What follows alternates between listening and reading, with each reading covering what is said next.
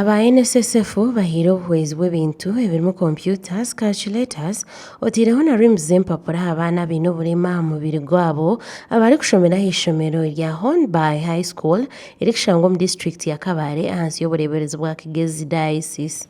Abantu bagira ngu buri mwana weena oine oburema aha mubiri gweye taine kutuntuzibwa ahakuba aine omugasho gw'Ruhanga yamuhangiire.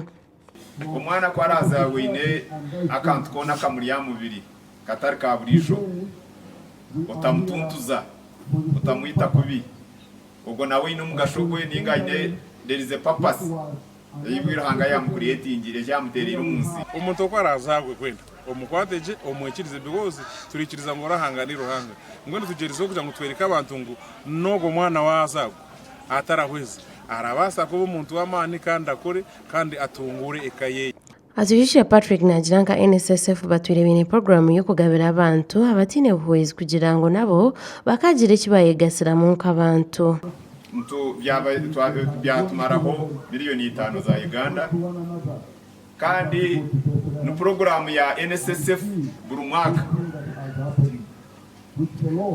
ntufunanuzibwa neito kugira contribution eitwata our community yitu. Ebintu ebyahebwayo byayakirwa Bishop w'obureebezi bwa Kigezi Right Reverend Agada Kanjuna ko kusima aba NSSF abo kubateekateekaho kandi akabaraganisa ko bari kwija kubikolesa gye. National Social Security Fund, the staff that have brought these items, it's a gesture that you have us at your hearts, that as you work with us, you want us to grow, particularly our pupils, our students. George Tumusimoro mukuru w'ishomero nawe yayereka amashamiiro habwe ebintu batunga kwa kushaba abeegi kurebuka ngo babikwatagye bikabayamba mu by'obwegyese.